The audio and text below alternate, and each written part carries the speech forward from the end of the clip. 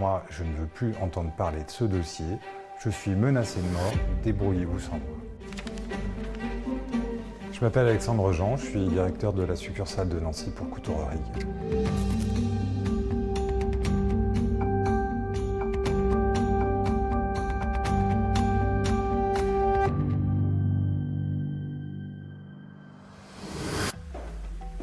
On révèle parfois des secrets de famille, parfois des secrets de famille qui peuvent être douloureux. C'est un métier qui est passionnant, que j'adore. On est en septembre 2015, je viens de démarrer mon métier chez Couturerie. Un notaire de la Meuse me contacte et me dit « Monsieur Jean, j'ai un dossier spécial à vous confier. J'ai été contacté moi-même par un monsieur que je connais bien, un client, qui me dit être le seul héritier de Max, son cousin en ligne paternelle. Max est une personne qui était économe, qui avait hérité de ses parents, qui avait investi son argent dans des appartements à Paris. Bref, sa succession est assez opulente, elle excède le million d'euros. Il y a un vrai enjeu par rapport à sa succession, et l'enjeu particulier est que si on retrouve ne serait-ce qu'une seule personne du côté de la maman, eh bien ils seront amenés à partager cette succession. Donc c'est dans ce cadre que j'ai été amené à faire des recherches. On retrouve les grands-parents, et là c'est la première surprise de ce dossier. Les grands-parents sont des Parisiens, mais le monsieur fait le métier de négociant à l'international. Et on apprend finalement que ce couple se rend très régulièrement en Argentine, en Uruguay.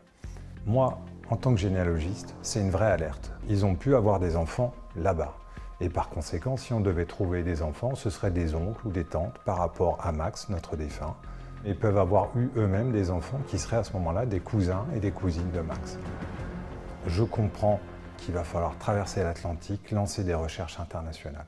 On dépêche une équipe spécialisée avec toujours le passeport en poche en Argentine, en Uruguay. Ils passent au peigne fin à l'état civil, ils vont dans les tribunaux, ils vont dans les registres, recueillent des témoignages et puis, à un moment, ils font mouche. Les grands-parents ont bien eu des enfants à Montevideo, en Uruguay. Ils ont eu un garçon, une fille. Le garçon est décédé, il ne laissera pas de postérité. Par contre, la fille, qui est la tante du défunt, s'appelle Anna.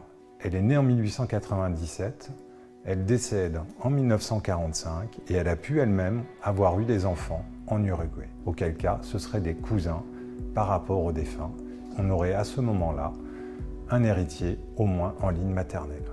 Cette équipe internationale redouble d'intensité les recherches et là, miracle, elle retrouve 4 enfants.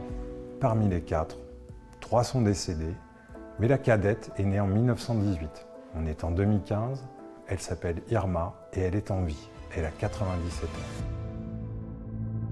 On finit par la retrouver. Cette dame habite à une journée de piste de la première ville.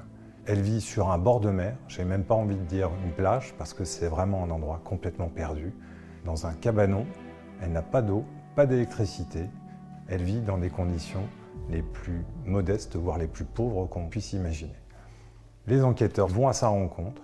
C'est une révolution pour cette dame. Elle recueille un héritage qui, une fois que les droits de succession auront été payés, représente à peu près 300 000 €. Le salaire moyen en Uruguay est de 900 € par mois.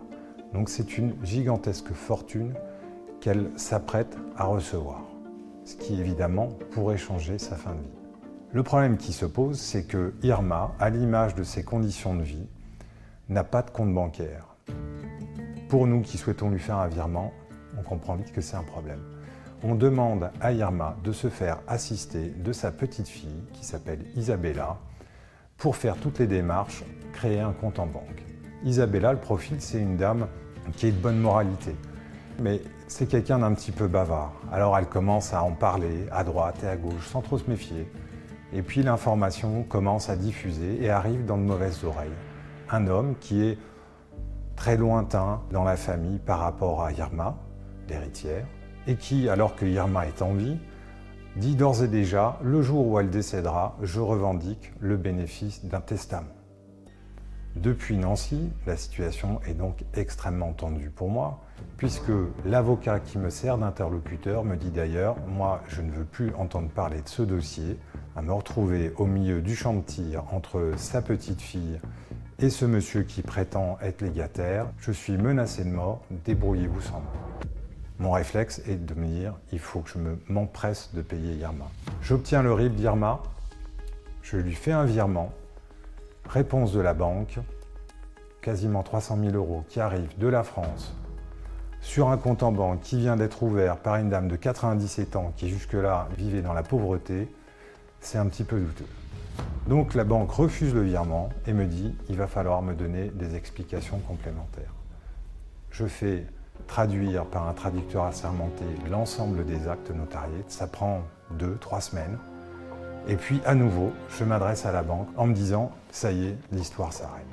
Réponse de la banque, je ne peux pas accepter votre virement, Irma est décédée, le compte a été clôturé.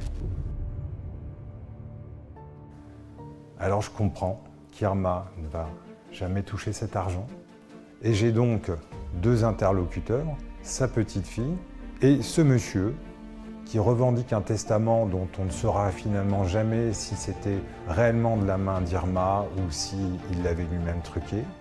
En tous les cas, la petite fille et lui finissent par tomber d'accord et obtenir moitié-moitié.